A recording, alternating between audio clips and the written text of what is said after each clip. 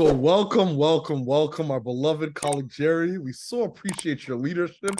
And as always at Setsi, we begin all things by acknowledging our creator, by acknowledging the original stewards of the various lands we're on. We acknowledge all our ancestors. We acknowledge all those who toiled without compassion or compensation. We acknowledge all our elders and community stalwarts whose shoulders we stand on as we build, share, and learn together for our collective liberation and sovereignty. So, Jerry, can you please introduce yourself to our listeners and viewers and share a bit about your remarkable work?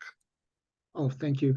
Well, I'm Jericho, and I am the principal owner of my own little firm called Nice Futures Corporation, which sort of embeds in it what I hope I'm all about, which is to make the future nicer for everyone.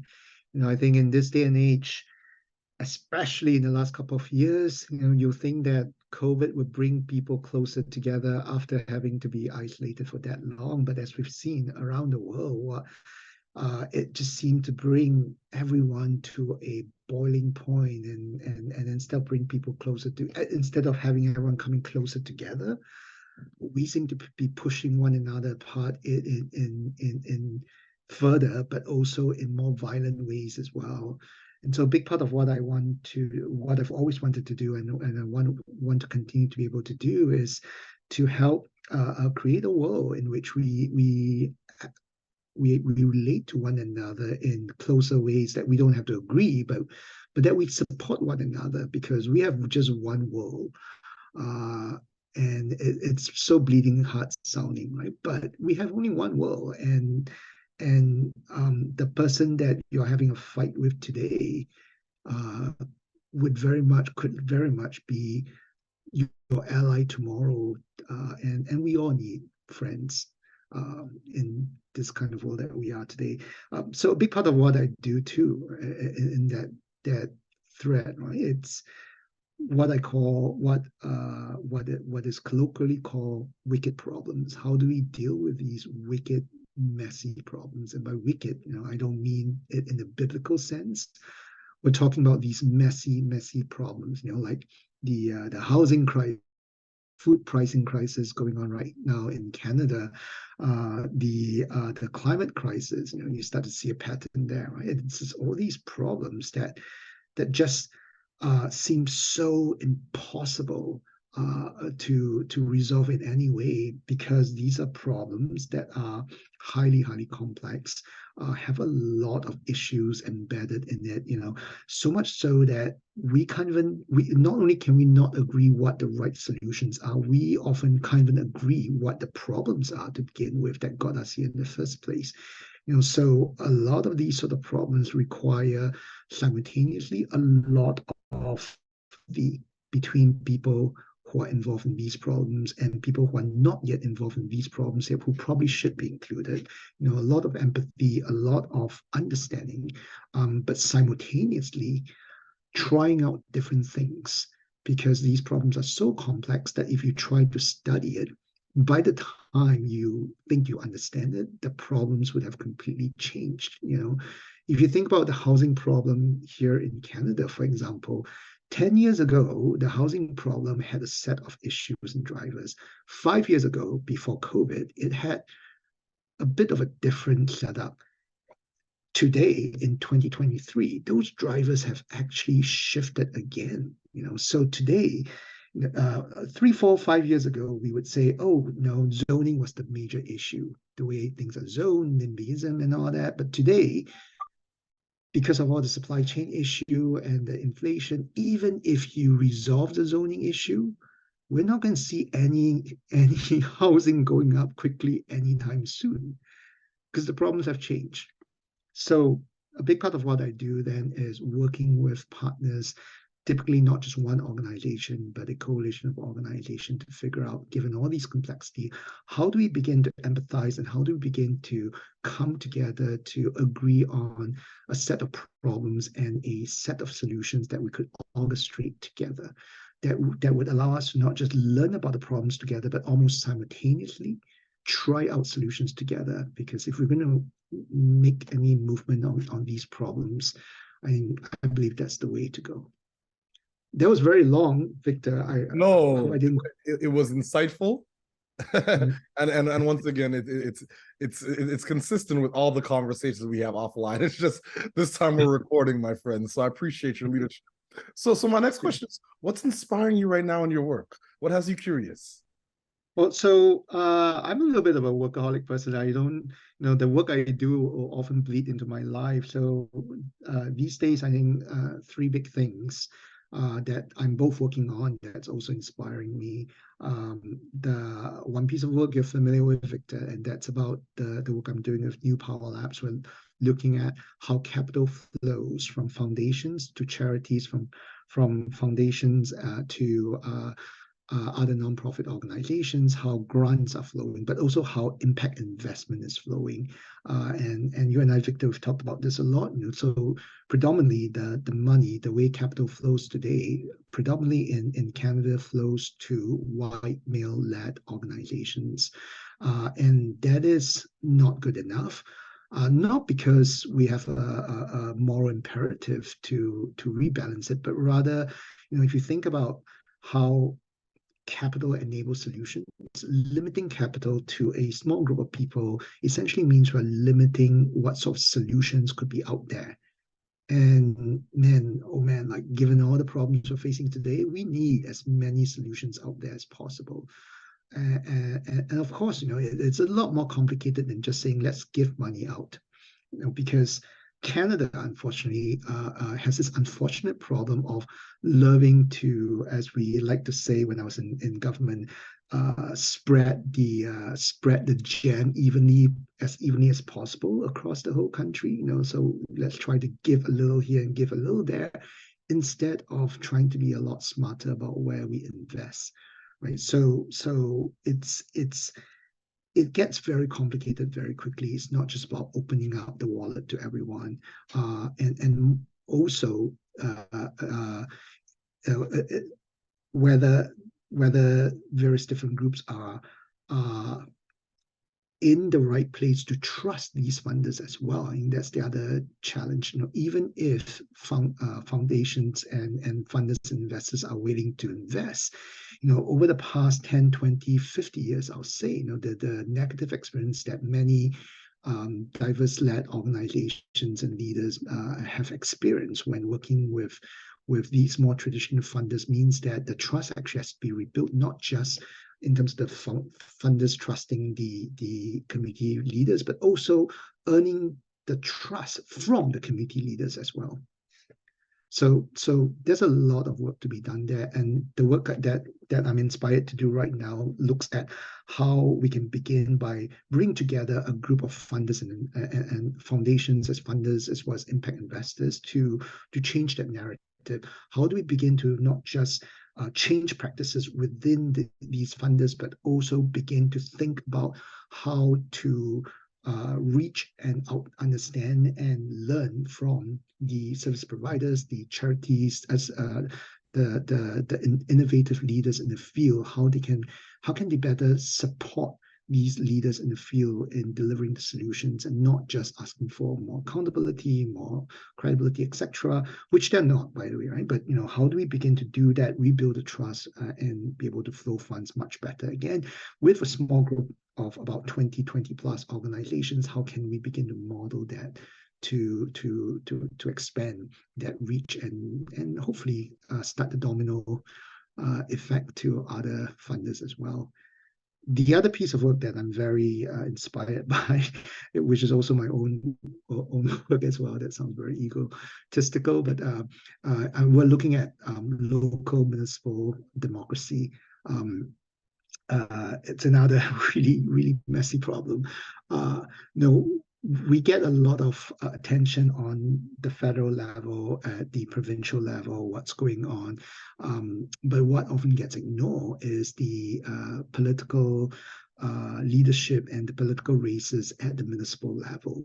When in fact, those are often what affects our day-to-day lives, our electricity, our garbage, our water, our school boards know what our kids learn in school. All of that is municipal, and yet they often get the least attention. And because of that, the in the last election, voter turnout was like 30%. It was like all-time low, very, very sad. Acclamation rates were so high. There were seats where either there was no competition at all, the incumbents just stroll on to their next term, or in some cases, newcomers had no competition at all and just stroll right into the seat. And that's really bad for local governance and democracy. People feel tired. People feel that their votes don't count when they really matter. So that's another big piece of work where we're looking at to see how we can change that. Particularly, when you think about how polarized the world is, the level of misinformation, and simultaneously at the same time the death of local media. Our small cities, small towns, smaller communities, they've all lost their local media, their local newspaper. So there's no one covering any of these races at all.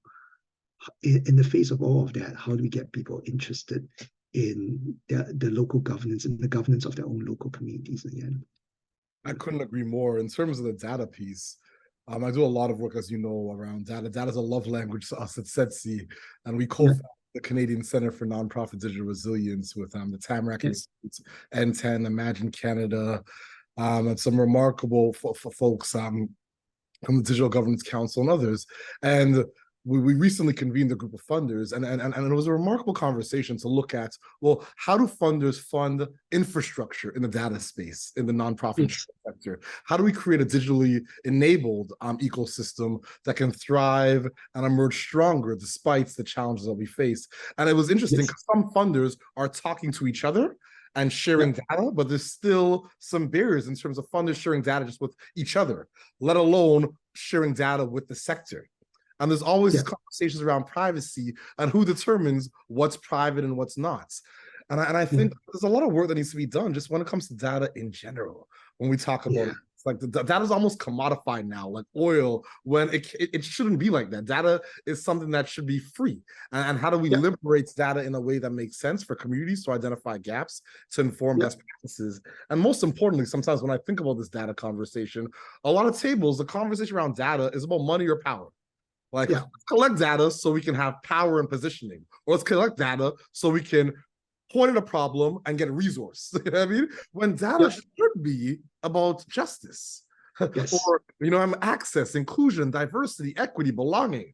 So those are sentiments that are so important. And then in terms of your work around municipalities, I couldn't agree more. Like, I grew up in East Toronto in Scarborough. We had Shaw TV.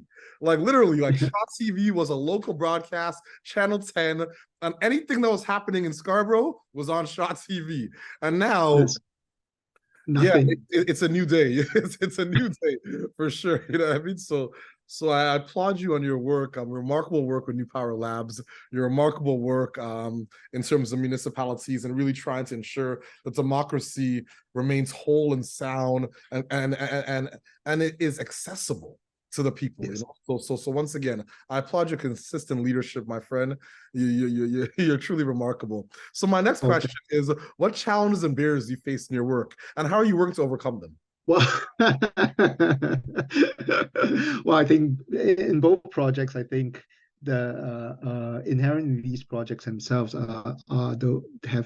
it's their own barriers as well, right? So, but I think common to both of them, though, I wouldn't say it's barrier per se. The number one barrier for all of us, it's that there are only 24 hours in a day.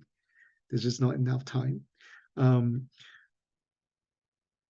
But something more helpful to say, I think, is about relationships.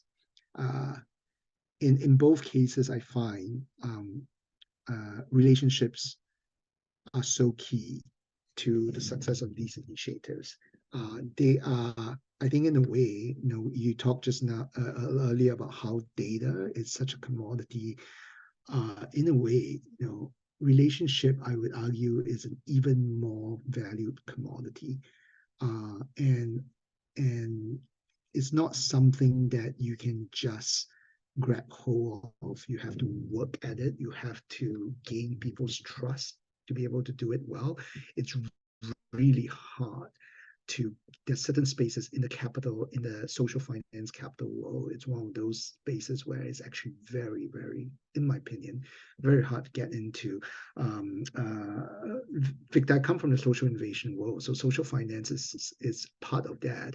But prior to the last 2 years, I did not touch the social finance world much, and so as I find myself navigating through it, it's very hard to get people to pay attention to you if you haven't had some sort of financial management experience that can back up what you're trying to ask them to do. It's very hard to use the right language so that they can trust you. Um, Democracy is the same thing as well, and in a way, it's even more elite. How many people do you know have run for office, let alone taken office? Right? So it's sort of an even more elite, in a way, an even more elite club. So I find that being a fairly big barrier. What does surprise me though is that my otherness, means say not white, actually doesn't seem to be as big as a barrier. It's often more the lack of industry background that makes it hard for me to come in and gain trust. And for that, I think I'm quite proud of the way Canada is. And I think now that said, it's also because I am the model immigrant, if you will, right? Because I'm East Asian looking. Might not be the case for everyone else.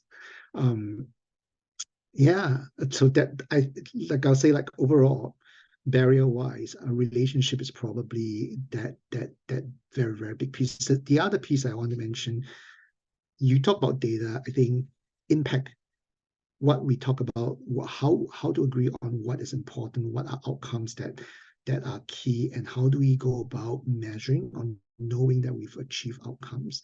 Um, to me, those two are sort of interrelated, right? That there are outcomes and impact outcomes that we can be very open about, that we want to prioritize, but there are often also um, results, if you will, that people aren't willing to be open about, unless you've got a deep enough relationship with them, because they feel that, oh, it's not good to talk about it. Well, so put it this way, right? Like, with any kind of organization, not only is their mission impact important, but the sustainability of their own organization is just as important as well.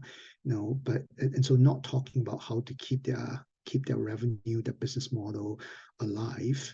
Not how do we make sure that people are comfortable enough to talk about that as well, um, as opposed to what you're doing with Kate and the rest of the gang on measuring that. How do we talk about impact in a much more consistent way? You almost have to be to that barrier of thinking about both the larger macro impact piece and how it connects down to what is really important to individual organizations, let alone individual.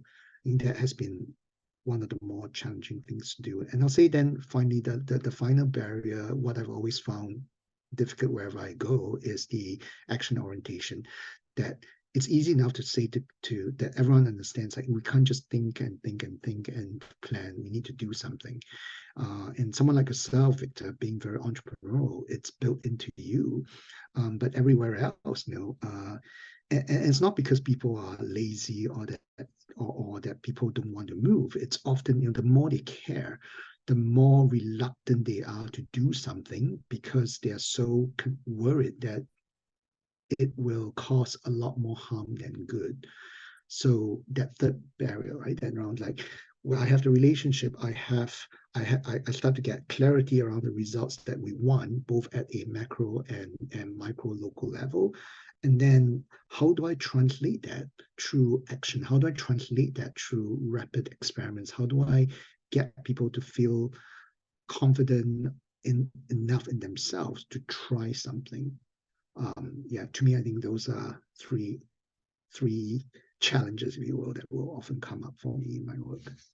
Yeah, no, I hear you completely. I feel that some folks sometimes are paralyzed with fear when it Yeah, comes to implementing strategies or even yeah, cultivating relationships. Like I feel like right now in this season, we have to have radical empathy, radical grace, radical compassion, radical mercy for colleagues and, because it and is radical candor, yeah, radical candor as yeah, well. Yeah, because it's such a competitive space to do good, which is odd, yeah, you know. yeah, And I've been doing a lot of research and thinking about so you spoke about entrepreneurship, the concept of necessity entrepreneurs versus opportunity entrepreneurs. Um yeah, and and just a lot of friends I grew up with that, you know, that are no longer here and passed away for various reasons. And when we think about the work then that's ahead of us, in various yeah, ecosystems. It could be social innovation, social finance, social procurement, social acquisitions. Many charities are trying to figure out how to do direct equity investments. It could be the co-op movements in Canada. Regardless of what ecosystem it is, when we think about the collaboration that's needed, I feel like a lot of times that radical empathy, grace, and candor and all that is really important. But we have to find ways and means to ensure that if we point at a problem, we can't say we're also the solution. There has to be this yeah, balance, this like temperance, where when we yeah, point at a problem or issue, we're collaboratively saying, okay, there's a problem with this. How can we collaboratively solve this problem as opposed to saying there's a problem, guess what, I'm the solution. And I yeah, think that's the challenge that we face when building out knowledge problems or solutions, whether it be data solutions or whatever solution it is. And I think there's a lot of work to be done. yeah, And the other thing I think is really important is everyone trying to, you know, like go for the Cadillac. When you know the yeah, Honda, the high end, like something else, like a simpler, more elegant solution may work than something so yeah. sophisticated that it may never be achieved. So as my I grandmother used to always say, we have to hurry up and yeah, take our time. You know, we have to hurry up and take our time yes. around a lot of this work. I appreciate your candor and leadership as always. So my next question, do you have a set of key priorities right now in your work? That's actually a really good question. So, uh, work-wise, I think on the New Power Labs capital flow front, the big priority there for me now is uh, um, getting the coalition of funders and investors coming together, feeling really sustaining the excitement and turning the excitement into a series of actions. So we just did a really wonderful launch. We had 17 organizations join us, and in the background we had 5, 6 others who are going to officially be introduced into the network in either they've already been or they're getting introduced in the network in the coming weeks. So right now we're working with we're beginning to talk to them about, hey, like what are some of the shared actions we're willing to come to do together, what are some of the shared learnings that we're willing to do together, but more importantly what I hope to be able to do with them next year is what are some of the shared benchmarks and targets that we want to work towards together. And so that's going to be, let's not just become yet another community of practice sort of network. Let's be doing something together. And I'm and very hopeful that a lot will happen at that launch meeting. We had people already having some really good ideas that got lots of nods around the room. So I'm big priority next year will be to turn that enthusiasm into sustained energy and good early results.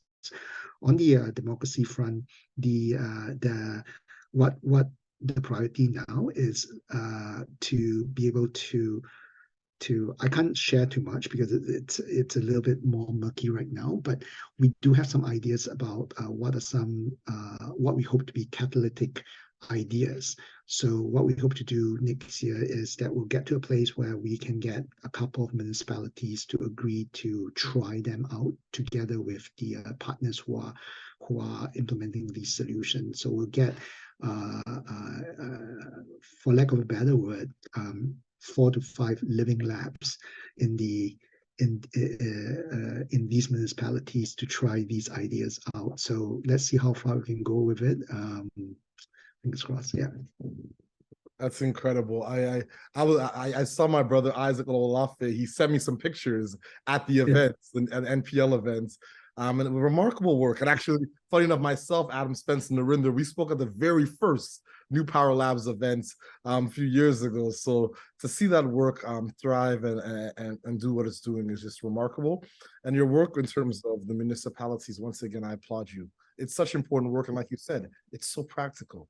It impacts our daily lives, our water, our transportation, our waste management, just so practical. So once again, I appreciate your leadership. So my next question is, how do you feel about the future of data collection, data stewardship, data governance in Canada?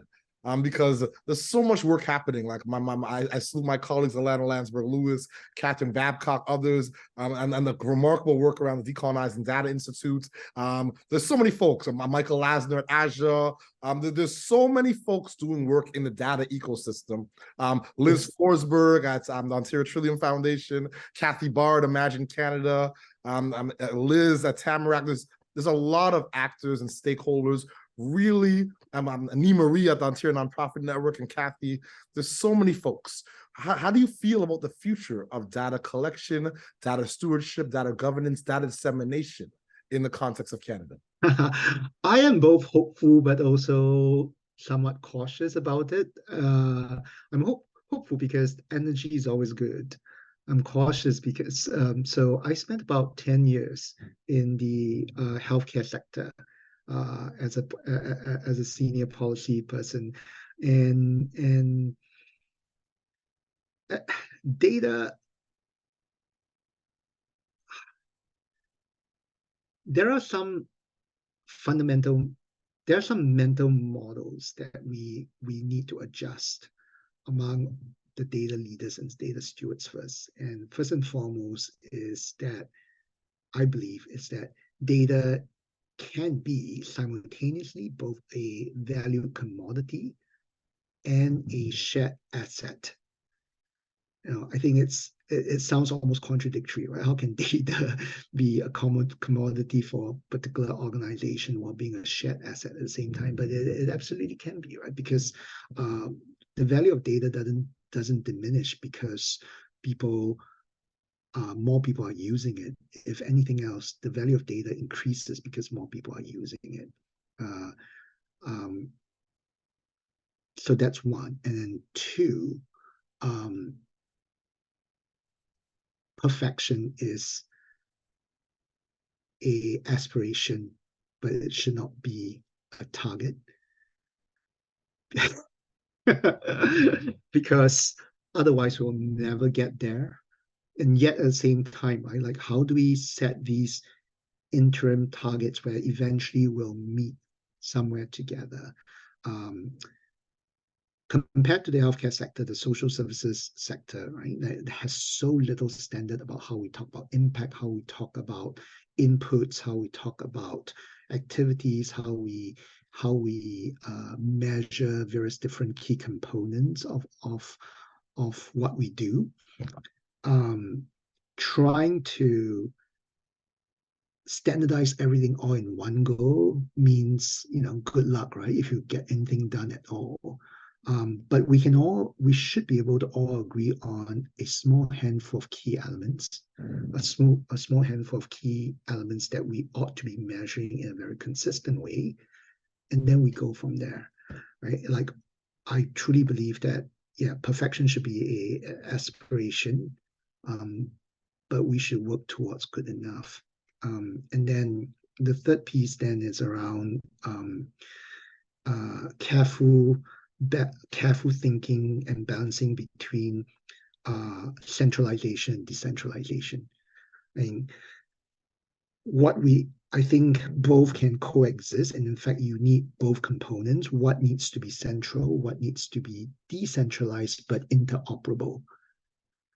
So an example would be, hey, like some sort of like a major data warehouse that gets consolidated every quarter or so. That ought to be central. That's an expensive undertaking, and no single organization, if every single organization tried to build their own social impact warehouse, right, if you will, that's such an outdated term too. It's data lakes now, right? Social impact data lakes.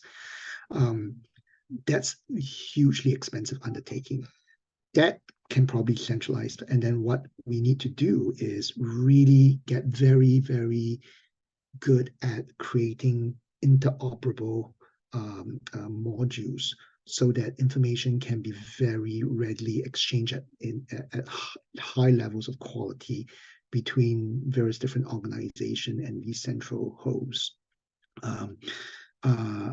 And the technology for how to do this has already existed for a very, very long time. It's more of a matter of how do we do that. And I think that brings me to the next point, right? It's that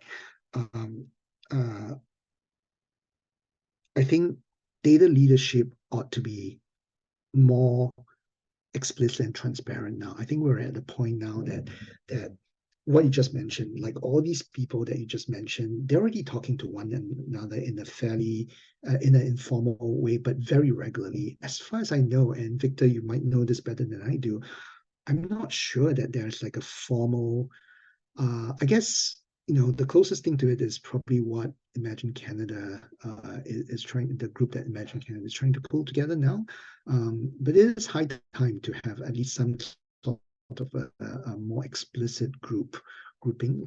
That's also hopefully also willing to be very transparent about what they do. So yes, that's my very long-winded sector. Sorry. I do want to add though, like in all of that, what should be very obvious as well is making sure that equity is really embedded in not just the kind of data that we collect, but also the principles behind how we think about it. So how do we partner with Indigenous data stewards? How we one big happy family with Indigenous data stewards? How are we one big happy family with other data stewards as well? How does that work all together? I think those become very, very vital component pieces as well. Absolutely, I couldn't agree more. There's a conversation I have all the time with my sister Amina Yassin Omar from the Decolonizing Data Institutes. Like, and you mentioned Data Lake. She actually calls it a data community garden. Yes. And it's yes, and I love the terminology. But yeah, like there are communities that have great trepidation and anxiety around sharing data because data has been weaponized against them since time immemorial. So building trust is also a critical piece, as we discussed. And this wasn't long-winded at all. This is very insightful. And I appreciate once again your candor, your introspection, your thoughtfulness, and the precision of you articulating what clearly is needed in our ecosystem. So once again, I appreciate your visionary and consistent leadership, my friend. So my last question for you, do you have any closing thoughts or calls to action for our listeners and our viewers? So the world might feel really messy, very scary, very unwelcoming right now. But it all begins with each one of us doing one thing that you feel will help others. And that's something that every single one of us can do. You don't have to wait. You don't need a coalition to welcome you. You don't need someone to invite you to the party. You can do something about the unhappiness and in the world today because you are the happiness that the world needs today. Ashe, I appreciate you, my beloved friend and colleague. You consistently inspire me with your work, with your authenticity, with your candor, and with your ability to just really speak truth to power, but more importantly, to lead by example. So once again, I give thanks for all that you do for so many. And we'll close this interview the way it began, by acknowledging our creator, by acknowledging our ancestors, by acknowledging the original stewards of the various lands we're on.